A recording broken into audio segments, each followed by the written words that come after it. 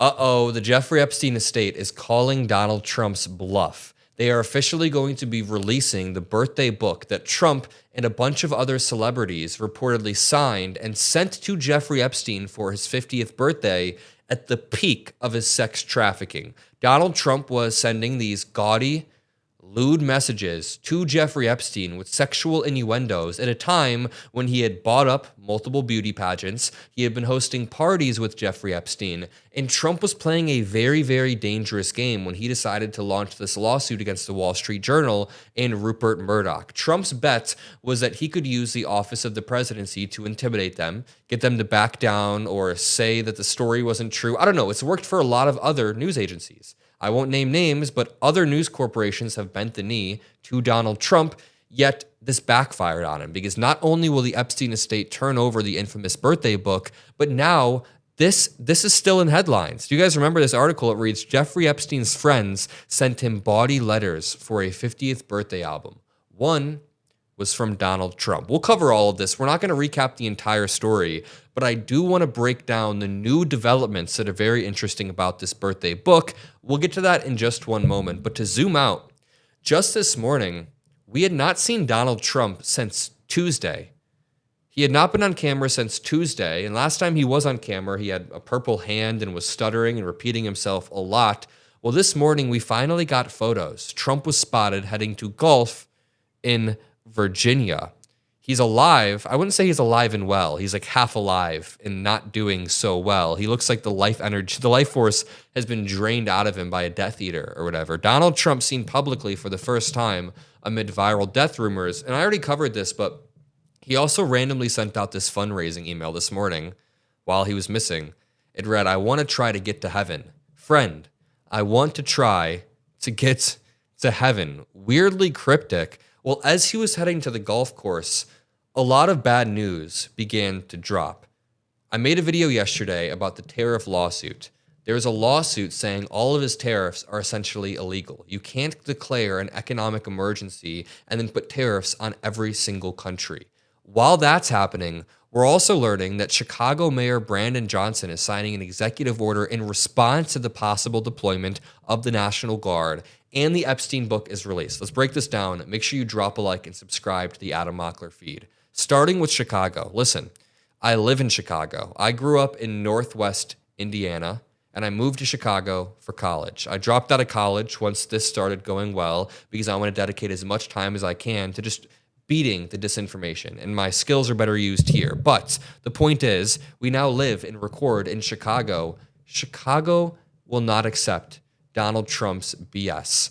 We voted against him 3 times, all 3 elections. In 2016, he was essentially ran out of the damn city. This reads, Chicago Mayor Brandon Johnson signed an executive order in response to the possible deployment of the National Guard. The quote, Protecting Chicago Initiative order demands that President Donald Trump stands down his threat to deploy the National Guard. Johnson said the order is in response to the credible threat. The order also affirms the Chicago police will remain locally controlled as law enforcement under the city. Under the executive order, the mayor directs the city to pursue all legal and legislative avenues to stop the deployment. The order also calls on federal law enforcement and U.S. Armed Forces personnel to abide by the policies laid out in municipal law, not what the federal law is saying. It's insane that small government conservatives now want to reach in and mobilize the National Guard. Some of the policies include law enforcement cannot conceal their identities while performing their duties. They need to be activating their body cameras, and personnel must display which agency they are with, which is good. That subverts a lot of the problems that we've seen in D.C. and California. Masked men who have no agency displayed, no body cam, no license plate, just kidnapping people. I also want to give a shout out to Governor J.B. Pritzker. J.B. Pritzker just set himself apart from all the other governors. Right now, I'd say Governor Gavin Newsom and Pritzker are the 2 that are killing it. They are doing an amazing job. As Donald Trump's goon squad occupation of the nation's capital wends its way into the 3rd week, the president has eyed deploying the National Guard to a bunch of other states, mainly Democratic states, but it didn't take long for a reply to come.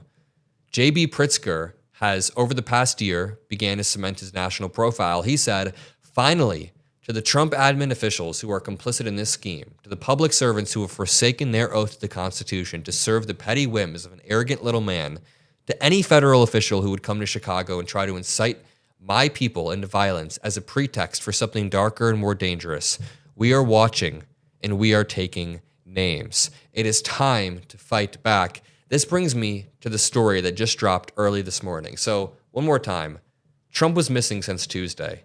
He finally appears, looking terrible, heads to the golf course, and we learn that not only are his tariffs straight up blatantly illegal, but the Epstein birthday book is going to be released, which just blows up his entire lawsuit, and multiple blue state governors and mayors are putting guardrails in place so he cannot continue to mobilize the National Guard in the way he is. Let's watch this. No question for you. I think the strategy to get through the Epstein mess, the Epstein files, which it's been reported Donald Trump is in, that his Department of Justice did not want to release, that the Congress did not want to vote on, their House Republicans. Mike Johnson sent everyone home early, that by sending everyone home early, everyone would forget about it. You'll come back in the fall and people will say, Jeffrey Epstein who? Do you think that's going to work? Absolutely not. This upcoming week, we have actually many of the victims of Jeffrey Epstein coming to Capitol Hill. We're meeting with them. They're talking to lawmakers. We're going to highlight their stories. We've got to center these victims. And I'll just say one other piece of news that actually just developed in the last couple hours is we finally got word from the Epstein estate. They're going to be providing the actual Epstein book, that famous book where that note that Donald Trump drew and doodled to Jeffrey Epstein, his so-called best friend of 10 to 15 years. The Epstein estate is actually going to now get us that book and a bunch of other documents that they have that's actually not been reported yet, reporting it here for the first time. We're going to get those documents, as we understand it now, on September the 8th. And so that will continue our investigation. And again, we ask the question, where are the rest of the documents? What is Pam Bondi hiding? What is Donald Trump hiding? And the cover-up. Let's get to the truth. That reporting in the Wall Street Journal about the sketch of a naked woman and an imagined dialogue between him and Jeffrey Epstein about how some things never age and may everyone be another secret. Donald Trump called that fake news and then sued the Wall Street Journal and Rupert Murdoch, I think, for like $1 billion. So if the estate turns it over, that would seem to me to kind of resolve any outstanding questions. So we'll look at that anxiously. Congressman Robert Garcia, thank you. Wow, the $1 billion lawsuit would immediately be blown up. Trump would look like an idiot. We would see the message that he sent to Jeffrey Epstein. That would prolong the news cycle.